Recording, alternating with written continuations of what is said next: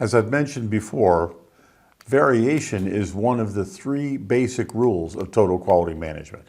And we start off with all work is done in processes. All processes can be measured, and by reducing variation, we can improve and control processes. And it's this third tenet I'd like to talk about now, understanding the effect of variation on the results of our process performance. So, what is statistical thinking, first of all?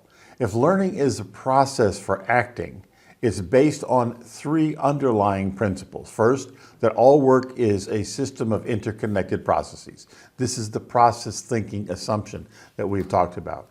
Variation exists in all processes, and we can use data to learn about those processes and their performance. Understanding and reducing variation are the best ways to improve operational and business process performance. So we see this diagram here. It's called statistical thinking process. It was created by Roger Hurl and Ron Snee back in the 1990s, late 90s. And we see that the key is variation reduction. So we have to learn, what is variation reduction? What does that mean and how do we do it? Now, if we take a look at control charts, these are charts of data that are taken over time. And we see each of these observations is in a series of time intervals that are lasting basically from 1 to 36 or 35, I guess. So it's a little bit more than a month worth of data. And we see on the left-hand scale the value of the measurements, and we see them going up and down. That's variation. And we see in the middle of this, there is a shift as it goes from a higher level of performance, represented on average by the blue line, to a lower level of performance, represented by the red line. And this is the chart which is measuring viscosity. Now, viscosity has a particular characteristic in physics or chemistry, and that is that the thicker the substance, the more viscosity, the slower it flows. So, good viscosity is typically lower than higher viscosity. So the red line actually represents better performance than the blue line. Now, if we were taking data and we were just looking at this on average, we would see that green line would represent what happened in the month. But if we look at the real world indicators that are happening on a daily basis, we see it's varying quite a bit, and rarely is it ever at the green line. So the green line is not very representative of the performance of that data. And we also see that there is an excursion way up around day 31. And this was when there was a broken pump in the system and it wasn't flowing, and we know that was a problem. It increased the viscosity, so we know that the higher indicators are actually indicators of bad performance. So what happened in the middle of the month? There's a shift. The average of the blue line shifted to the average of the red line. Now, we would not know that if we took the data just on monthly intervals. We only know that because we took smaller intervals of data. We sampled the data more frequently so we could see what was happening in the process. And when we see what's happening in the process, we can react differently. We can ask different questions about this process. So in this particular case, we would ask, what happened on the 17th of the month? It happened to have been March in that year, the 17th of this month. And in that day is St. Patrick's Day. So I remember making a joke, did somebody pour some green beer into the process? And that was not what happened. What happened was they cleaned the measurement system. And I asked, what happened when you clean the measurement system? And the maintenance manager says, the process always runs better. Well, that shift from the blue line to the red line represents a 15% improvement in process performance. And they never would have had the association with the maintenance activity of cleaning temperature probes to this improvement in process if they hadn't taken the data more frequently. So here's the thing. What we need to do is take a look and understand, where are their process shifts? What are these incidents of performance telling us when we have high or low excursions? And we'll start seeing that these are the things we need to understand about the process. Now, this is happening in a physical process, but it happens in all types of processes. We see variation is natural, and when we can understand where it's happening and then why it's happening, we can start getting a better sense for what needs to be done to improve and control that process. So, Dr. Deming said, "In God we trust, all others must bring data." So we just shouldn't trust the opinions of people or the anecdotes. The plural of anecdote is not data. The more stories we have does not mean that there is data. We have to actually have measured data to observe things. Stephen Hawking observed that the cost of bad data is the illusion of knowledge. If we don't have good data, we don't have good knowledge about things. We think we know something, but we don't really know it. So we have to have a good measurement system as a foundation for making improvements. And then that question is, what do we need to measure? Now, there are two types of process measures. And Einstein made this comment. He said, not everything that is counted counts, and not everything that can be that counts can be counted. In other words, there are important things that we cannot actually make observations of. And not everything that we make observations of is actually that important. So processes create outcomes because of the way they work. And as the process churns through in time, it's actually accumulating value in that process and producing results. And so we have two different types of measures of that process. So the productive process has more good results per unit time than a less productive process. So we see results measures are talking about a level of performance, we get it up this high, or the rate of change of performance. It's moving in a desired direction. So proper measurement will compare the outcomes for the quality of the results, also maybe the effectiveness of the resources we've applied, as well as the productivity of the results. So that's relative to the capacity of the process, how much we can make, and the capability of the process, how well we can make the particular outcome occur. So measures are used to assure capability and capacity, obtain the productivity, and indicate that the organization is doing the job that's expected of it. It's meeting its purpose. It's fulfilling its purpose. Now, the process measures determine, is the process stable? Is it acting, if you will, constantly or consistently performing the same way? So is the rate of change indicating it's out of control? Too much variation in the process so we can't predict the results. And if performance is observed as other than what is expected, it may be the result of what we call special cause variation or common cause variation. And we use the measures to understand how well we can make this process work according to the efficiency and effectiveness of the results. So efficiency is the time-sensitive performance. Effectiveness is the level of performance that it achieves for those indicators. So what can we learn about a measure? Shigeo Shingo said, the best approach is to dig out and eliminate problems where they're assumed not to exist. And the very basis that we have is, first of all, looking at what is it we're measuring. So first thing we can learn is we can learn about goodness. So typically with a performance measure, we understand from the measure itself what is good and bad. So for instance, if we're taking a look at financial measures and we're looking at profit, we know more profit is better than less profit. So good is higher levels of profit, bad is lower levels of profit. For cost, bad is higher levels of cost and good is lower levels of cost. So even in a financial measurement system, there's no fixed rule. The perception we have about the goodness of performance is based on the particular indicator we're using. So in cycle time, we know short cycle time is better than long cycle time. And if we have to control cycle time, like to achieve a chemical reaction, for instance, we know we would like to have it in a particular bandwidth of performance and maintain that state or that constant state of performance within the upper and lower limits of that desired range. So we can also have an operating range. Where is the data performing? So if we saw those indicators we saw on that individuals chart where we had a blue range and a red range, we saw that there were two different ranges of performance for the first half of the month, the blue range, and the second half of the month, the red range. We can also see what are the limits of performance. How far from the central tendency does this process actually perform? Over time, we can accumulate the distribution of performance. How much variation exists from the minimum to the maximum observed value? And we can start seeing, are there some patterns of change? So in the case we just looked at, we just saw that there was a pattern of performance at the first half of the month, and after the 17th, a different pattern of performance. And then a third pattern of performance when that pump went bad and broke.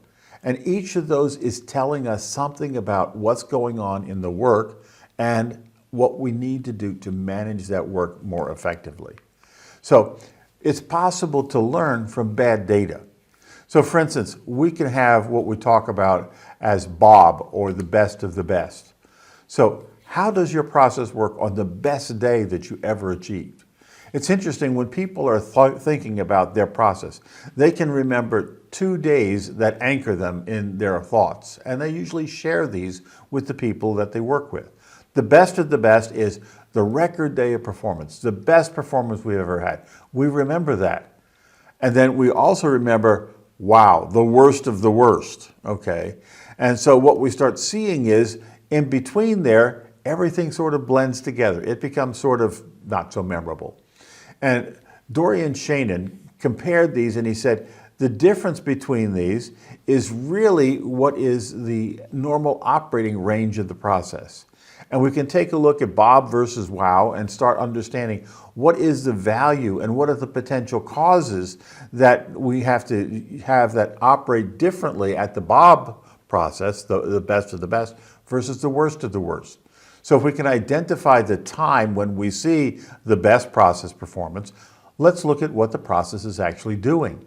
What sort of things are flowing through the process as the content? What sort of activities are we doing in the processes? How do we set the work up? What are the ranges of performance we set for equipment and so forth? For the Wow, we have the same thing. We have to say, okay, what was the content of the process? How was the process working? And then what's the difference between those two circumstances? So what is the real differences? Now, we don't have to take a lot of data. Small samples about each of those conditions is sufficient to be able to understand and start capturing the concept of where is performance difference affecting our process outcomes. Now, when we take a look at this, we can start taking an understanding of the process performance by looking at the goodness of the measurement systems. So typically, measures also have a particular desired direction that we'd like to move them in to have improved performance. And there's 3 rules that were created by Genichi Taguchi in his designed experiments that we can use to understand what is the desired direction that a particular measure must achieve. So one rule is bigger is better. So here we see the larger the value of the measure, the better the result. So more productivity, more revenue, more profit. Now, it's not more mistakes, it's not more faults, it's not more flaws or more errors. But bigger is better very clearly has an indicator of what we would like to have, increase the magnitude of performance for that indicator. Nominal is best says we would like to operate within fixed performance boundaries around the average in the process, and that gives us the best result. For instance, on-time delivery. We don't want it earlier than expected or later than expected. Physical tolerance, like if you would remember when we talked about the viscosity, we'd like to have it at this level, not too high, not too low, but it flows at this level and we get the right result. We might talk about dimensional tolerance. It has to be so many millimeters plus or minus. And so we say within that range, we can cope with variation based on how we are actually applying this particular indicator. The third rule is smaller is better. And here we see the smaller the value of a measure, the better the result. And so defects, we want less defects. Cycle time, shorter. Accidents, less accidents, and so forth. So these rules are things that are inherent in the measure. So the measure is basically confessing where it wants to be and asking that we then make that measure perform in the range of its desired state. Now, when we start taking a look, we can start seeing there are patterns in distributions. That's what we saw in that control chart. We saw Bob was actually the red line at the bottom and Wow was the blue line at the top. And so what we start seeing is that we are getting evidence from those patterns that exist in our observations about where we would like the process to work. And when we evaluate the performance, those two things give us the end cases, if you will, the best that we'd like to have, the worst. We know what we want to avoid and what we'd like to achieve. So when we start talking about the meaning in distributions, we see if the rule is smaller is better, the bob is at the smaller level, and wow is a long tail off to the right. If the rule is nominal is best, in other words, we want it on average, that means we want to move everything as close to the natural process limits. That's the bob, and wow is on either side. And if we say the rule is bigger is better, then we have a shift to the opposite condition of the smaller is better, where most of the data will be at the high end of the scale and the long tail is going off to the left. So each of these types of indicators will have a natural distribution that we drive it to performance by the human action we take on that process. Now, an eye chart can help us to interpret this data. So just as we saw in the earlier eye chart, here we can see there's another eye chart. And this is about order turnaround time. So what do we know about order turnaround time? Do we want it to be high or do we want it to be low? Well, customers appreciate fast order turnaround time. So we would like to have low indicator numbers. And what we see here is the green is this distribution of the lower numbers. That's the best of the best performance. But then we see some data that is way above, and it's got circled around it this red line, and that's the worst of the worst. And so this is a smaller is better rule. And so we already understand if I take a look at those red data points inside the red circle and compare what was happening to the process in the data points in the green circle, I can get an understanding for what needs to change to drive the red into the green level of performance. And that starts giving us the hints about the improvements we need to make. Now, Walter Shewhart made a contribution back in the 1920s and early 1930s. And what he was addressing was this idea of creating a state of control. And he says, the state of control is a limit to which we may go without changing a major portion of the process, as would be involved in substitution of new materials or new designs. So he says, without redesigning the materials, without redesigning the process, how can we keep this performance within these boundary conditions? So what we were wanting to do is eliminate noise or enhance signal. And so this is applying a statistical approach that uses averaging to reduce sample variation and dampen the effects of noise. Noise is unwanted performance in the process. So the effects of noise are still in the data, but the trend is more evident because when we average them out, we lose those extremes. And we are moving, if you will, from the red distribution or the blue distribution in that first graph to the green line. And that's the effect of averaging. We lose the perception of the individual values that are at the extreme limits. Now, the weaknesses approach is that the noise is still contained in the result. And it takes a long time to solve a problem because when we are making sampled data, we dampen the effect of the noise. We can't see it anymore, but it's still there. It's in the process. But because it's in the process and hidden, what it takes is a long time for us to understand the causal system that creates the noise that we cannot see. So improved data collection eliminates the need for sampling. So we don't have to sample. We don't have to take averages. Improved measurement increases the ability to gain profound knowledge of the performance. In other words, we can see how the effect of variation changes the process much more rapidly when we take a look at real-time data. Now, Percy Bridgeman was an inspiration for Walter Shewhart.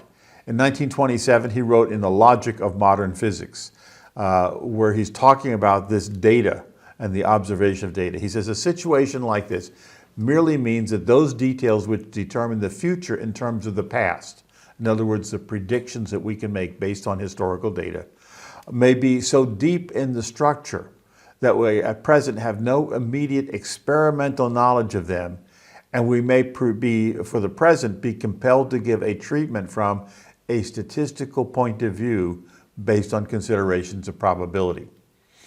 And so what he's saying is that when we have very little data, we have not complete data, and that we are sampling this over time, that we may only be able to predict the future as a probability of event, not with surety about a deterministic, say it will be this, but we'll say it most likely will be in this range. And this was the thinking that we have. So our limits of knowledge is limited by our capability for measurement. And for centuries, humans have been expanding their knowledge of the universe through improved measurement systems of matter and light. We understand now things greater about the distances of the cosmos, as well as the microcosms of the cellular structure of life. And expanding measurement capability also expands the realm of profound knowledge about this system, the world that we live in and the world that we work in. So all of at the edge of this knowledge is this interaction with the known and the noise that distorts our clarity of knowledge. What's the noise? It's the imprecise measurement, because we cannot actually get to a level of fidelity below that. Currently, at the lower range, we're at 3 nanometers. We can't really understand what's happening there, but we can make predictions based on the observation. But it's not from direct measurement. So as measurement systems improve, we get better and better. And then we'll move down to another scale, below the nanometer scale, and start understanding what are the situations happening at that level. The same when we move into the cosmos, and we can start measuring things on a much larger scale. So beyond the noise that exists in the measurement system is probability that may be predictable by extensions of the patterns from the known space to the unknown space. And this is how science advances our knowledge of the world. And it's only within the boundaries of the measurable signal and noise that we can control the systems that are developed by humans. And so that is where we would like to be, understanding what does it take to control those systems to the best of our capability. Now, if I take a look at a control chart, what we really are seeing here is that we have this historical range of data. We have 2 upper and lower boundaries, the unusually low probability of excessive performance above the line and excessive performance below the line. And what we see is we get a central tendency. The central tendency is our average, and we can see how much variation exists between the measures. We also see there is a range of high signal to noise and a range of low signal to noise that both exist within the natural process limits. So the natural process limits, it's where the propensity or the highest amount of data is actually observed. That's where the process performs. And the further we get away from that, we start seeing low signal to noise. In other words, very little observation. And most of what we see there is background noise that's not meaningful to our process. As we get closer to the central tendency, we see a density increasing in terms of the signals, and we see a higher signal to noise ratio. And so this is really what the control chart is doing as we move further. So measurement uncertainty increases as the measurement gets close to the performance limit. So the further we get, the less measurement certainty we have. And the closer observations are to this limit, the more it's affected by the noise. So the further we get away from that central tendency, the more noise is influencing our observations. Beyond the limits of that device performance, only the observations that can be made are really based on probability, because we have no sound knowledge of what's actually happening on the measurement scale. And when measurements are stable, then better estimates of performance can be made. In other words, higher probability. So as we get closer to that central tendency of the observed data, we see we can have better estimates and more confidence in the way that performance is actually occurring. So where does the process variation come from? So there are lots of different sources of variation that we can understand. It can come from the product, what is flowing through the work processes. It can come from the processes that operate to produce the product. It can come from the place. Different places making the same thing may have different ways of performing and therefore variation. The people doing the work may contribute to the variation, and the procedures they use can also contribute. And maybe if we take a look at this from a different perspective, move the measurement system, put the device in a different place in the flows. Maybe we'll see something when we change the perspective. So each of these components, if you will, the 6 Ps, could be a contributor to signal or a creator of noise. So to understand the influence of these elements on the variation in the process, we have to build some sort of thinking model of the system. Some people call this now a digital twin, because we're tending to build these systems in digital technologies as like a simulation model. But it can be a graphical twin that we just use with numbers, or a process flow diagram, some way of understanding how does the flow actually operate in that system. And in this, we can identify 2 things, and we've already seen these. So remember when we took a look at that first graphic, and we saw the blue line and the red line, and we saw that there were 2 types of variation. So the types of variation that were in the blue and the red lines were what we would call common cause variation. This is process variation that was built into the system based on the way we have designed and operate that system. And as we improved the performance of the system by cleaning the temperature probes, we had a shift. But it wasn't an out of control condition. It wasn't special cause like when the pump broke. When the pump broke, we saw there is a special cause of variation. We got excessive variation. And that can be reduced by process improvement. So it's the job of a process owner to reduce the special cause of variation. Make sure we have a good maintenance program so we don't have broken pumps. For the common cause variation, it's the job of the business leader. To improve that, we have to invest. Maybe we buy a better temperature probe. Maybe we change the maintenance procedures and increase the budget for maintenance. And that's the job of the business leaders, to reduce common cause variation. So the workers in the process can't do it. They can't vote themselves more budget. They can't buy the equipment that has to be done for the process that requires management approval. So both management and workers have a contribution to variation reduction, but they are reducing or working on reducing different types of that variation. So we see that these exist in all types of processes. The work process owner works on special cause variation. And this is uncontrolled variation that's characterized by changes from the standard process. This can be easily identified on the control charts. The business system owner works on reducing common cause variation. And this is where we see a stable, consistent pattern of variation over time. It's embedded in the process performance, and it indicates that the process has been designed to perform this way. And there's no repeating patterns happening in that system when we've minimized this common cause variation, and there are no special causes of variation.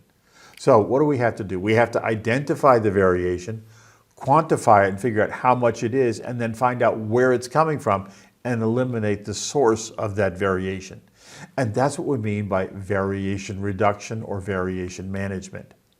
Now, I want to have a little time for you to work in a group of people that you're working with in your own processes, and have a team reflection on data proficiency.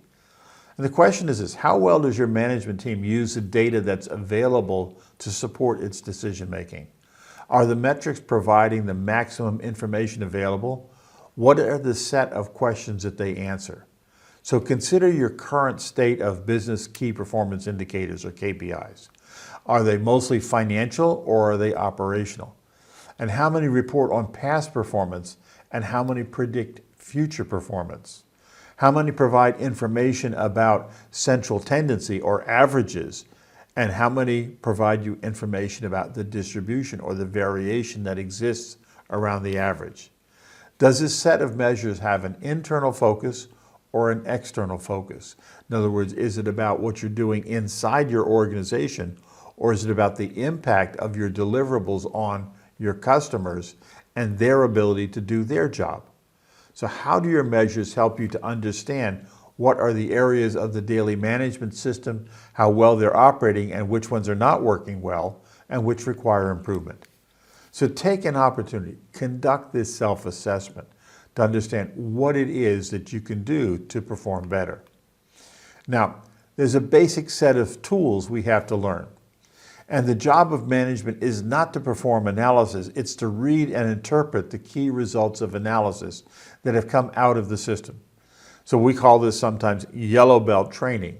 It's about reading and interpreting the outcome of the work that's done by people who work within the process, sometimes we call those green belts, or who work across the process and connect with the other parts of the organization.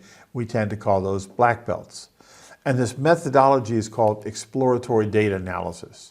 And what they do is they try to understand what are the performance levels, what is the consistency of performance, what are the observable trends or patterns in process outcomes, what is the capability to deliver outcomes that are in the range that the customers will tolerate, and can we identify the location in the process where improvement investigations or process investigations have to be focused to make gains and improvements, in other words, opportunities for improvement in the future.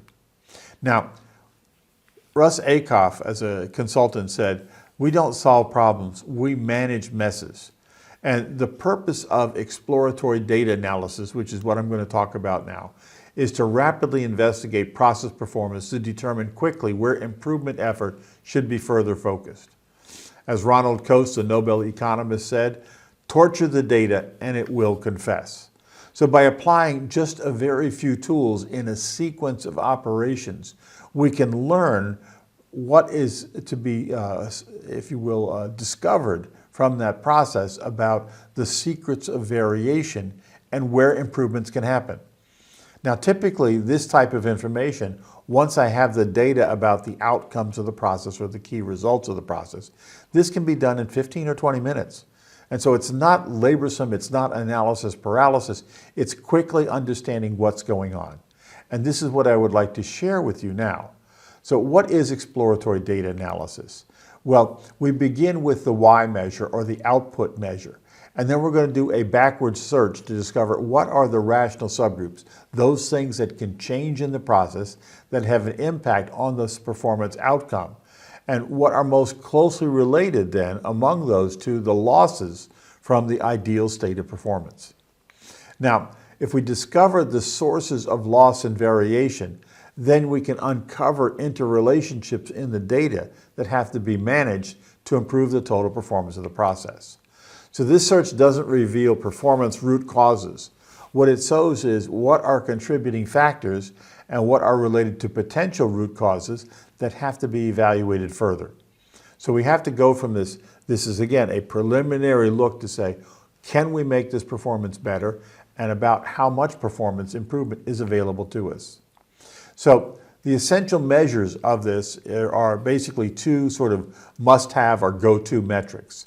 And one is productivity. So this is how much of the output we deliver during a planned period. It's like units per day. So what's the planned output? Is the status ahead or behind that planned production? So that's about the rate of productivity.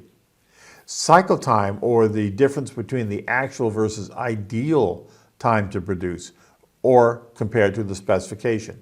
So are we ahead or behind the customer demand rate for deliverables from our process? So these are two key Y types of metrics we can use in almost any process to take a look at. So the process of doing an EDA is, first of all, we're going to formulate questions, no matter how naive they sound or stupid at the beginning. We begin the data analysis about what data is available and how the process works. So what we're trying to do is develop a simple, logical explanation about how the process works, how data is related in rational subgroups. So what is a rational subgroup? It's a group of data that when you combine it together, if you will, it's like a customer segmentation. These customers all share these types of ingredients, or these parts all have these types of ingredients that are the same. Same material, they're made by the same supplier, made on the same equipment, made by the same people, and so forth. So the people, the equipment, and so forth, those are the rational subgroups. So then we'll grab some data. We're going to use some tools in a software program like Minitab. We'll interpret the data, and then we'll try to understand what is it that is happening. And we'll try to then voice, if you will, what is the story the data is telling. Sometimes I refer to this as statistical storytelling. We want to understand these key concepts: special cause, common cause, specification limits, control limits, rational subgroups, continuous versus attribute data, enumerative and analytic data studies. And these are the distinctions that will be made by a green belt or somebody who's analyzing the data. That's not the job of the management. The job of the management is to read and interpret the data that they are presented as the outcome of those studies. So we want to recognize the value also of the team for interpreting the process data.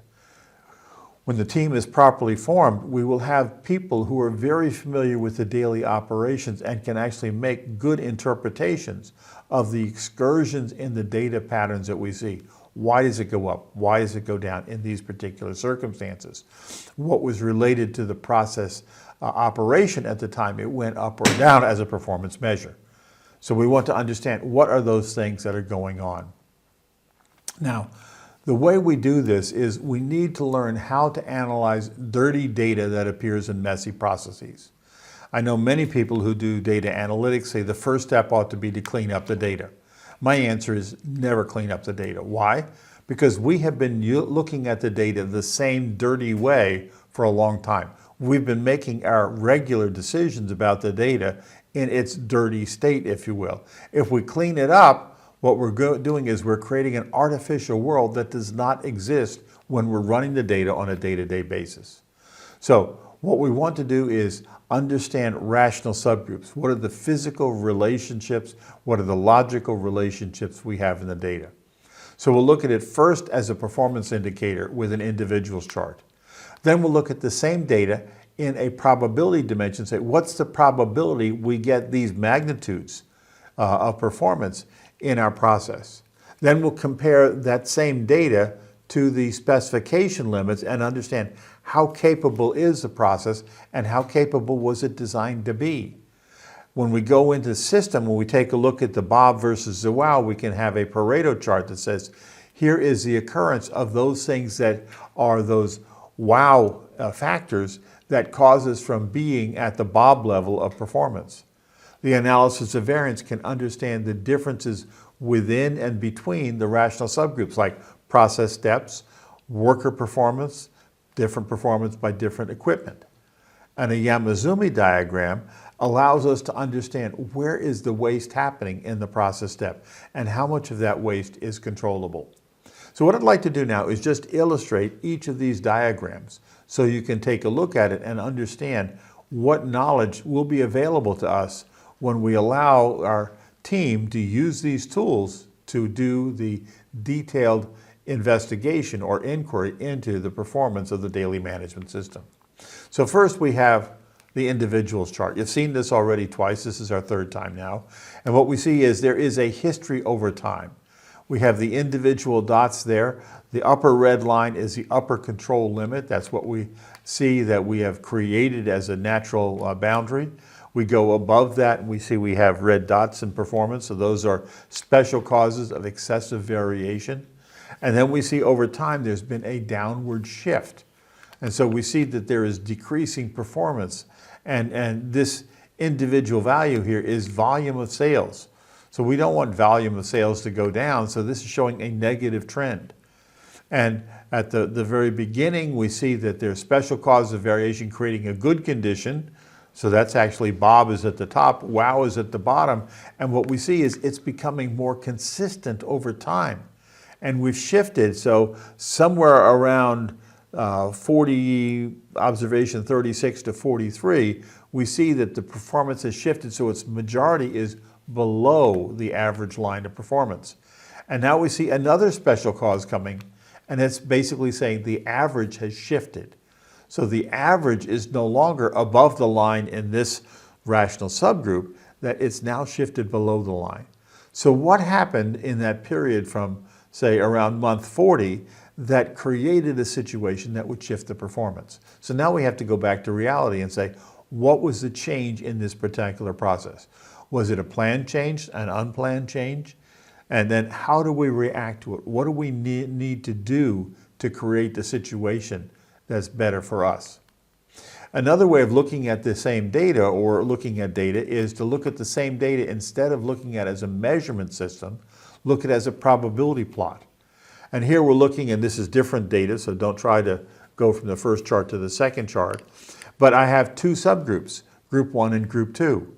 And I can plot them either on the same chart, or I can, using just basically the same underlying distribution, I can see that really the distribution, the blue lines, the center line is the average performance, plus or minus 95% confidence interval are the lines around that.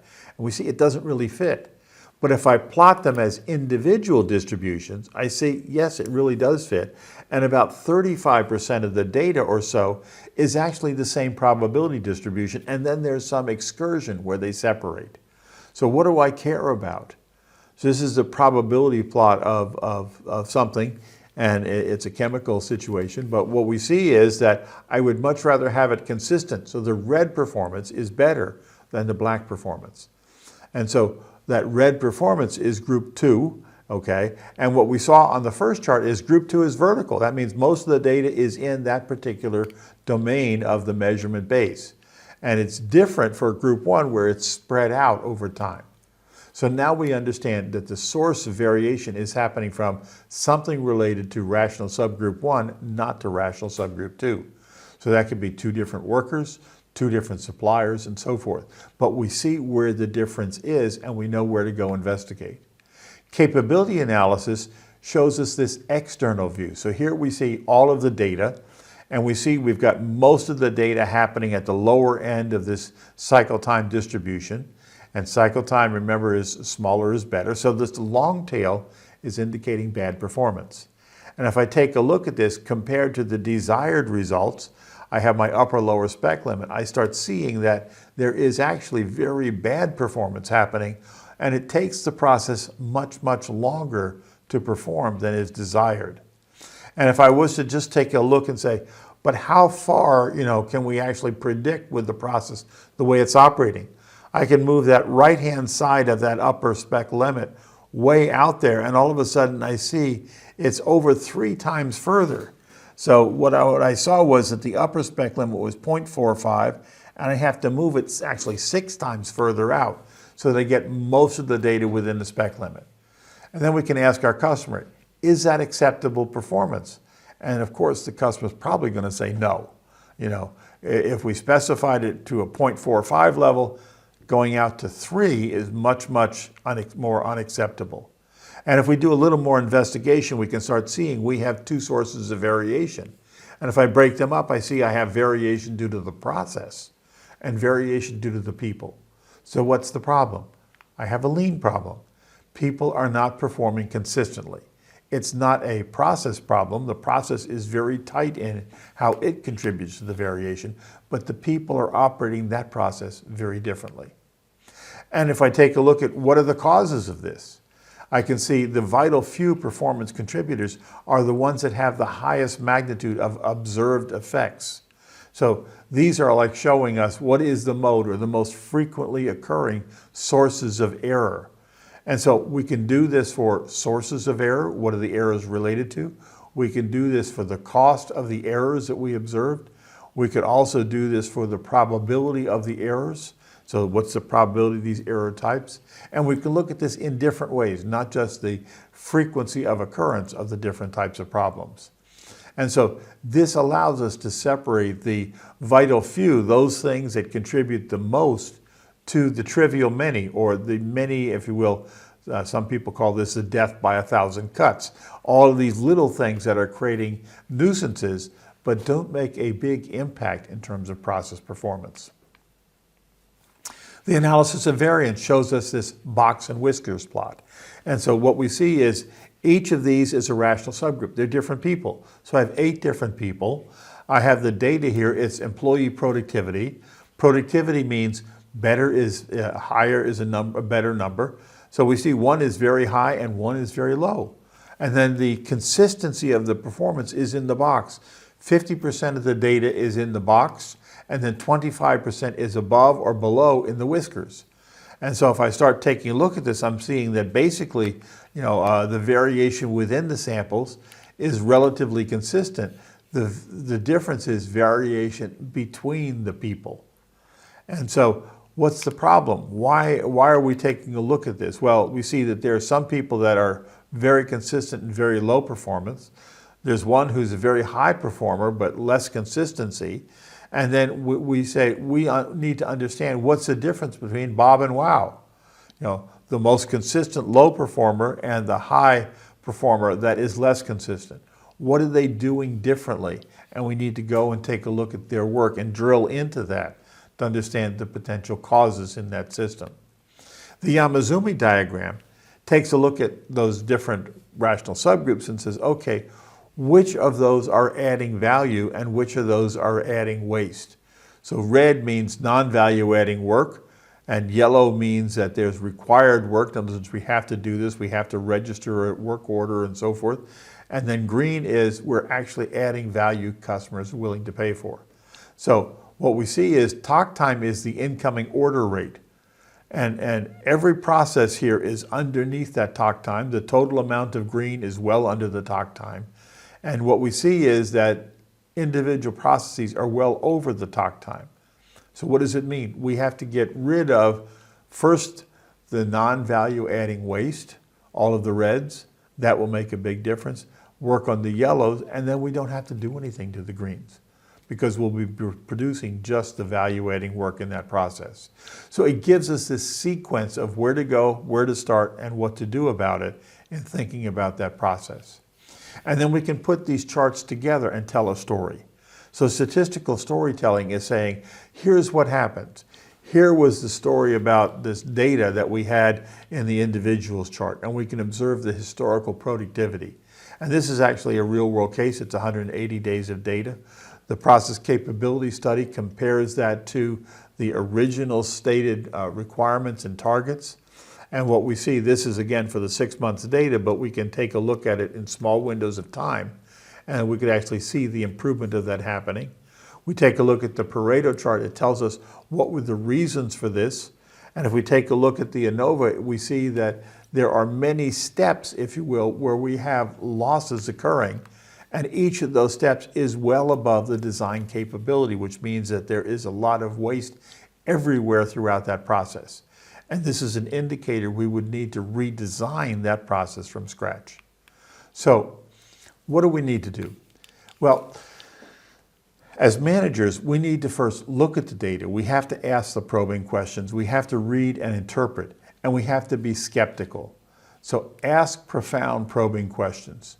Dr. Deming made the observation, leadership takes a major step when they stop asking for explanations of random variation. Don't ask about variation of the averages. Ask for the variation related to the process, and ask the people to explain what's actually happening in that performance. And then you need to develop a theory of knowledge. So what do you do with the data insight? So what are your boundary conditions for rational decision making? Do you have good information quality? Do you have personal competence in interpreting the data, understanding its application of the process? What is the sense of urgency you have about the need to change? And this will help to structure the sense of urgency we have about continual improvement for these particular areas. So what requirements do we have for data integrity quality, this data integrity issue? So first, data integrity, the data has to make sense. It has to make some sort of logical sense so we understand what's actually going on. The information intensity is how much information we have. So we want to have as much information as possible. Information integration, combine a variety of measures. Take a look at time measures, take a look at physical measures, take a look at probability measures. Information insightfulness, learn what you can. What does the application actually imply about the things we need to do differently to improve our overall results? So we've had now a brief introduction to this idea of variation. We've taken almost an hour. And so I want to give you just time to sit and pause and think about this. Maybe come back and look at the video again, because this is one of the most important things that we need to understand before. It's not about how we manage the tools. It's about how management interprets the results that come to it from the people who are actually applying those tools. So thank you very much, and we'll come back and we'll start talking about the last 3 steps in the process of, if you will, this introduction to process improvement.